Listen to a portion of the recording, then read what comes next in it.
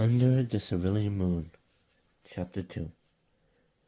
Peaceful ideas are portrayed by violent history. The only area that wasn't destroyed or used for military use was Havshuk Forest, laid across 50 square miles filled with animals of all sorts, the only place where it could be considered a paradise for all. However, that doesn't exclude the fact that dangerous animals reside there, making the few who choose to stay quickly disappear. It is said in the summer the tree leaves become so vibrant that they could blind a man from the entrance hailing its glory. In the winter, however, with the leaves gone and the snow replacing them, the forest becomes less of a paradise for humans, displays true nature as a paradise for monsters, a winter prison. The man placed his sword on a stone beside him and proceeded to lie in front of a tree near a running river.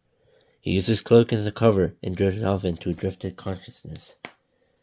The moment was interrupted, however, by a howl followed by a nasty growl.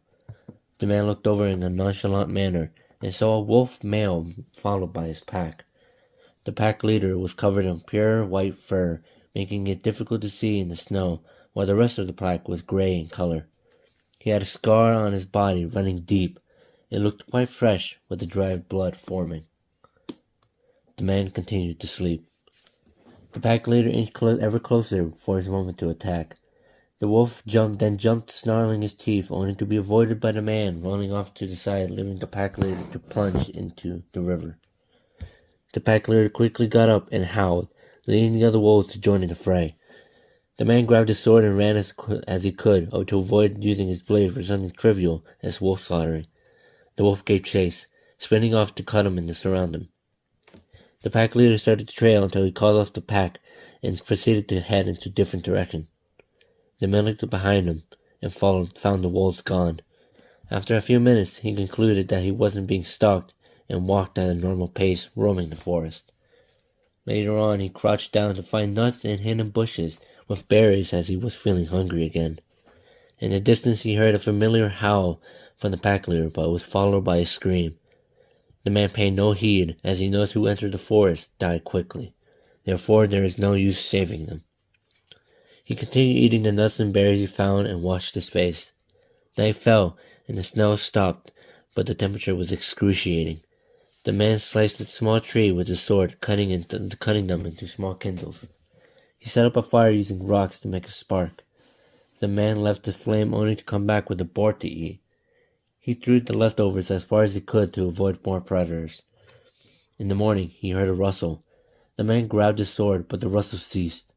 He cautiously went over the origin of the noise. He peeked over to find a young girl covered in blood. The girl's body was covered in scratches, bruises, and bite marks. The man carried the body over the fire, placing her down and covering her with his cloak. He restarted the fire, heading over to the river to obtain some fish. He returned to find the girl awake, holding a small dagger. The man placed his fish near the fire and walked towards the girl. Who are you? She asked. I don't know you. The man kept walking. Get away from me. I have a knife. I will hurt you. Please, stay away. The man came closer towards her, and to a certain point, the girl lunged forward. The man didn't move out the way, but grabbed her arms, taking the knife away from her. Please, just don't hurt me, she pleaded, protecting herself. The man looked down at her and walked towards the fish and grabbed one. He handed the fish to the girl, pushing it towards her, suggesting that she eat it. The girl looked at her and felt her stomach grumble, but refused. No, you poisoned it, right? She suspected. The man said nothing and continued to press the fish toward her. The girl wasted no time and berated the fish. She began to cry. Thank you so much. I'm sorry I threatened you, she said. He noticed the wounds still haven't closed up, and so he got up and found the sap that can heal. Conveniently, one of the reasons the Havshuk Forest is considered paradise is due to the healing properties of a certain tree sap called the Lumika tree. While not fast-acting, its properties could silence the pain once applied. The girl, confused, asked, Where are you going, mister? She stood up. Wait for me! The man turned around and pointed her to stay, giving her a gaze. The girl obeyed. The man came back with the Lumika sap cupped in her hands. He sat beside the girl, who was relieved that he came back, but feared what he could do, what he held in his hands. What is that, mister?